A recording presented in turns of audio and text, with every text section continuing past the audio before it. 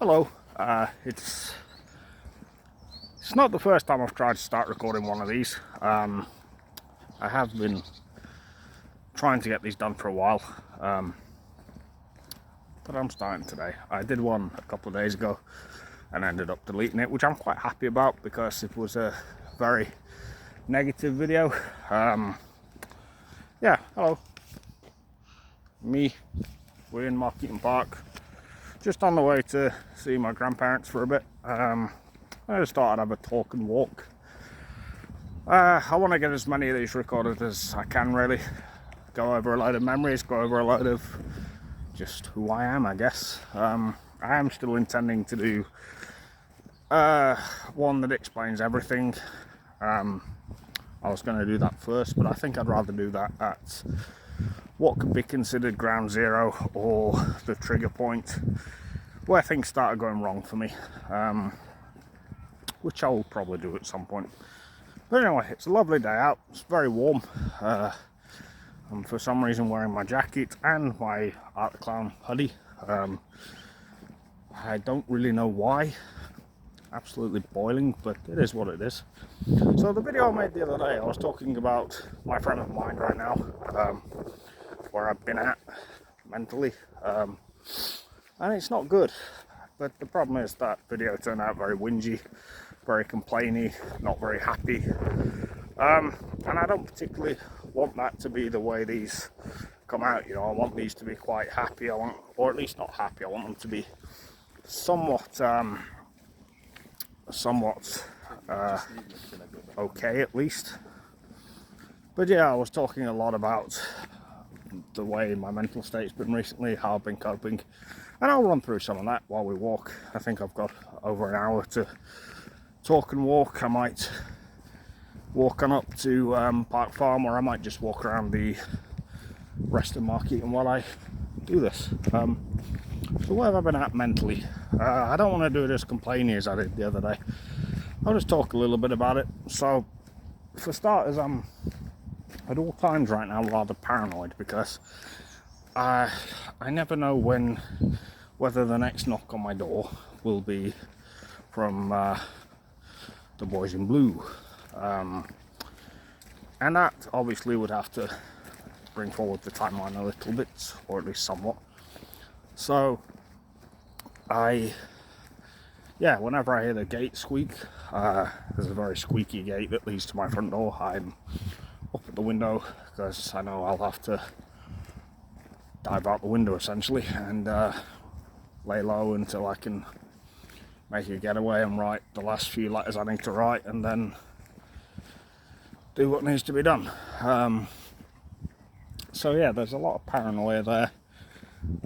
There's a lot of just sitting with knowing that I don't have a lot of time left, and knowing that ultimately, oh, there's a squirrel there. There he is. Beautiful little things. There's a thing of not knowing how long I have left and not knowing what to do with that time, because there's plenty of stuff I'd like to do. You know, there's films I'd like to rewatch, there's books I'd like to reread, video games I'd like to complete. Made absolutely sure that I got Resident Evil Requiem done. But ultimately, there's the knowledge that anything I do is somewhat pointless. We have the carnival in town, or the fair, or whatever. Might talk about that in a minute, because the point of these is to just relive memories, relive aspects of my life. So yeah, where was I? What was I talking about? Oh yeah, I was talking about the futility of my time, so to speak. I find it very hard to motivate myself to do anything at the best of times, and obviously this really is not the best of times. I heard the twig crack there. I'm sure there's probably another squirrel. And so, of course, with this not being the best of times, it's quite hard to motivate. So, yeah, it's like what to do with that time, what not to do with that time. Yeah, I've got plenty of stuff I'd like to do. Plenty of movies to go and see at the cinema. Obviously, I like spending a lot of time with my family. I'm trying to spend as much with them as I can, but I don't like to pester them, so I don't like to go and just knock on my mum's door, well, ring the bell or whatever. Yeah, so there's that. It's like, it's the motivation of doing this that I've been unable to really do. I've got a bit of coffee here, and yeah, it's like, I want to get as many of these recorded as I can, but equally it's just like finding the motivation, because I know there are other things I'd rather do with my time. In some ways there aren't, because I want to get these done. I want to get enough left behind for the people I care about. But then there's also the fact that I don't really want to be doing this when time is limited and there are more in the moment enjoyable things to do. So yeah, I feel really awkward doing this, just walking around people. To be honest, I don't know how people do it. You see like these auditors, you're auditing Britons and people like that on YouTube. I don't know how they do it all day, every day. I guess like any, what's the word? Not skill. Like any, what's the word I'm looking for? Like any activity, I guess, that can be difficult, it'll get a lot easier the more you do it. So yeah, we have the fair here. Might take a walk past it. I'll probably do that later though, like after I've seen my grandparents. I used to go to that fair sometimes when I was younger. Over the summer holidays, when I was very little, I would go to stay with my grandparents sometimes. And we would go there, or my mum would take us. Don't really know which was more common. I feel like it was something I'd do when I was staying with my grandparents. But I could be wrong. My memory is very messy. Lovely dog there, by the way. So yeah, I remember I used to like those, they're called fun houses, where they like rock around and shake and stuff. And you have like the cylinders you have to get through that twist, and the halls of mirrors and stuff. Used to enjoy all that stuff a lot. It's weird because obviously I used to walk through Marketing to get to school a lot and stuff like that. This path was never here. They've moved that to make an easier access around the back, I think. There's like a bridge that goes over the main road. But yeah, other than that, there isn't actually that much different. They've changed like the big play areas and stuff, as we may see as we go past. But I think I'm going to take a walk up around the right first. There's quite a quiet path there that I can walk down. So yes, we're at Marketing Park. Got all the ducks here. We used to bring bread here to feed them when I was very little. I used to like coming here. And other than that, we're about halfway across. It's not a very well kept place, I'll say that, but it's what it is. So yeah, to go back to where my mood's been at though, what I've been doing with myself. What have I been doing with myself? I've been just trying to, well, it's hard because, like I say, I have zero motivation to do anything, and I'm really not happy right now either. So I'm spending far too much time either tucked up in my dressing gown and pajamas, tucked up on the sofa, doing absolutely fucking nothing with myself, and it doesn't feel so good, I've got to be honest. Life right now is just pure limbo for me. Here's the path I was referring to. It's just pure limbo, because I know that in the near future, what will have happened by the time you're seeing this has happened. And I've got to be honest, I am completely okay with that. Like, I'm not a big lover of life, and we will get into that in the video where I talk about the reasons why. It's not a scary decision for me. But what it is I don't particularly want it. So I've got, a few weeks, maybe a couple of months, if I'm lucky. And it's just like, well, what do I do? I don't really want to start anything significant, like large scale, because, what's the fucking point? I'm trying to get a load of stuff written down. Just my experiences with things I like, things I dislike. And of course that could be seen as hubris, and I'm trying to think the word. I guess that is the word. But ultimately it's just so the people I love and cherish and care about have enough of me on paper and enough memories and the like to look at and go, oh, okay, I might have a look at this. I want people to have enough of me where they can look and then go, actually, I remember some of this, or these were memories, these were good things we had. I don't want people remembering me in a bad way, man. I know that's difficult because of the circumstances, because I have messed up so much, and that's not very easy. Hello, doggy.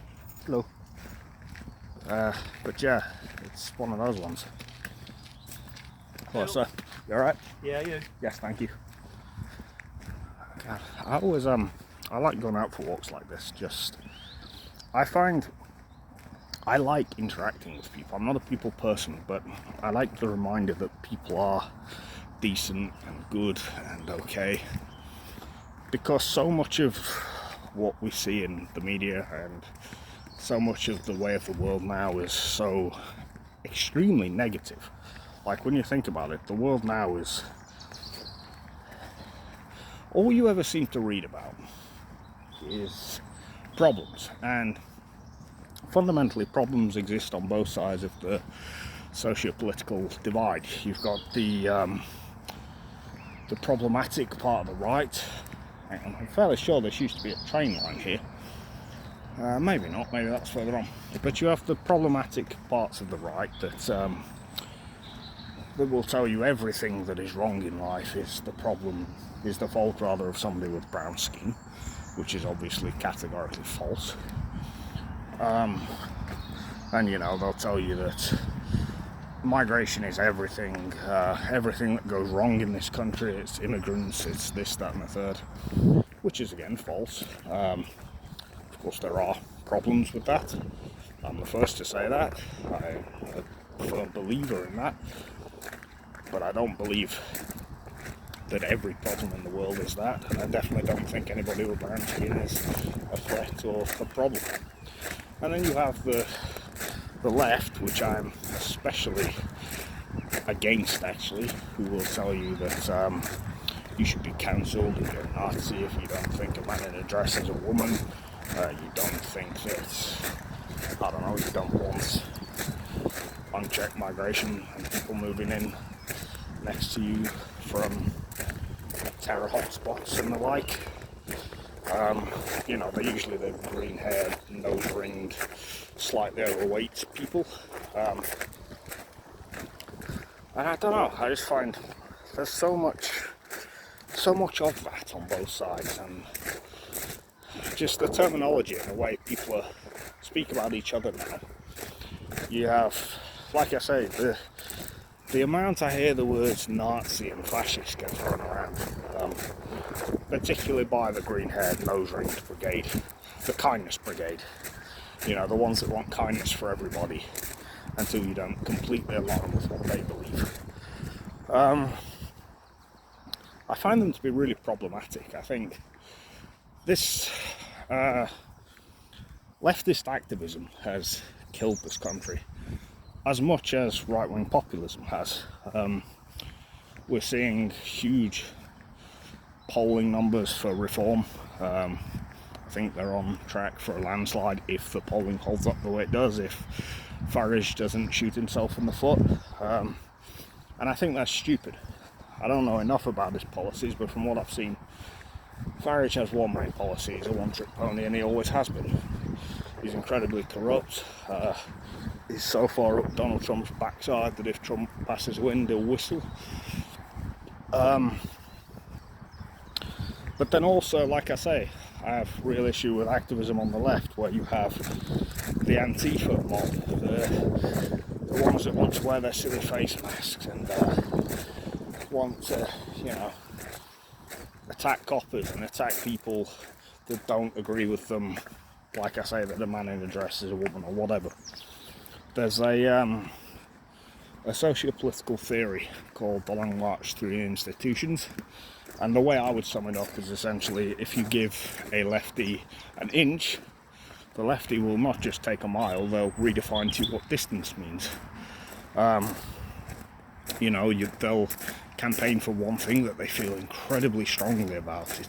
It's the most important thing, and then when they get what they want, they'll move the goalpost and it'll be the next thing. The most obvious example is the trans stuff. Being very careful to monitor my language on this, but I don't believe in it. I think it's people who are mentally unwell that are groomed by, those in power to believe there's something wrong with them. They're at the Tavistock clinic, which was shut down. I think it was completely shut down. This was one of the places where things like puberty blockers were administered and the like. There was an internal joke that they are transing the gay out of people. They would take people who, say a young boy likes to play with dolls or whatever, just having a phase, or show signs or whatever that they might eventually grow up to be gay. They would convince the child and the parents that, oh no, they're born in the wrong body, blah blah blah blah blah. And it's disgusting. There's a YouTube channel I watch called The Edge of the Matrix. Seems like a really nice, settled, head on his shoulders type of fella. Steve, I think his name is. I forget his surname. Steve somebody or other. And basically what he does is he goes around the country wearing sandwich boards that say things such as there is no such thing as a trans child, things of that nature. And I think it's, when you listen to some of the stats that he pulls out, things, I'm going to just tilt the phone down. But he'll be talking about stuff such as, so some of the things that get often said by Antifa and the trans mob and all that lot are things like, oh, do you know how many trans people commit suicide? All this stuff, and he'll pull out the Office for National Statistics data and stuff like that, and the vast majority of them turn out to have done it after transitioning, because they realise they're wrong. Or not they're wrong, but they've been believed, they've been fed a lie, they've been sold a lie. And why am I harping on this so much? I'm doing it to illustrate, I guess, that I am very, very jaded with society right now. Very jaded, very sick of it, very sick of the divisions and the bullshit. It's just crazy to me that we live in a society where people call other people fascists and Nazis for having different views to them. It's like, you do know that one of the things about fascism is shutting down views that you don't agree with. And so Antifa are actually, ironically, are far more fascist than the people they are having a go at. This world's gone crazy. People say it all the time, the world's gone mad, blah blah blah. But it really has. There's no middle ground in society really anymore. There's so much nastiness and resentment.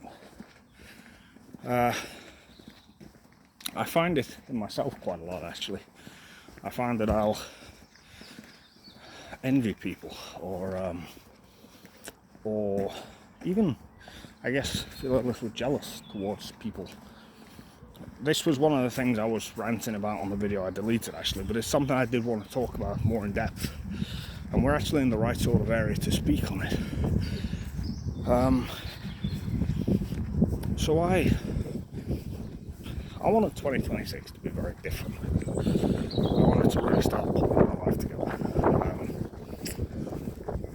And then what happened, and that's impossible now. But I find what I have noticed is I have an incredible amount of, maybe not regret, I don't regret a whole lot in life, but I have this sense of always failing. I remember when I was younger, there was a portent or a prophecy from basically everybody close to me, my mum, my parents, my mum, my grandparents rather, my teachers. They'd always say things, I mean I'm paraphrasing a bit, but things along the lines of, you have so much potential, Mark, don't waste it. You know, you've got chances, work hard, and you could do anything in life. And all through my life I haven't really done that. This is turning into a bit of a negative one, but I do want to get this off my chest. So, going back to what I said a minute ago, that I want the same thing as everybody else, or the same thing that is what the archetypal life would look like. I want, you know, a house, there's a house for sale there. I want my own house. I want to be married. I want a couple of kids. I want a car. I want a stable job with meaningful progression within it. You know, I've been thinking, when I think about this stuff, I tend to think just little things like, when I was younger, we did not have a whole lot of money in the house. And I just remember, still, my mum would find ways of like mixing up the menu, mixing up what puddings we'd have, giving us a few quid to go down to Save the Children to grab a couple of videotapes to watch. Always working hard, even when we didn't have a lot, giving us everything possible. I remember one Christmas waking up to find a bike and a television wrapped up, and just being like, wow. I mean, of course at the time I didn't really recognise it for what it was, but I do now, and I'm just like, Jesus. We will come back to this area, by the way, for another one of these. I do want to do one long feature on each place we've lived, and the memories I have from that time of my life. I do remember going back to Christmas, trying to get up this hill once with our sacks full of stuff, and it was very icy, so stuff was slipping down. That was always fun. But yeah, it's like I say, I just want that sort of strain and stress of trying to provide for people, of not just existing the way I'm doing now. Right now, what do? I spend all day, sorry, I'm a little out of breath, spend all day watching movies, playing games, blah blah blah blah blah, watching mindless stuff online, and with no real point to it. You know, ordering random takeaways.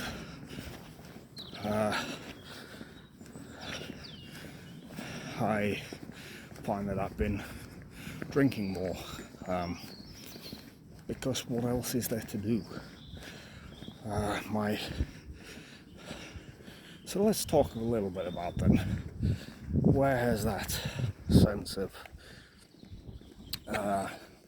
failing come from?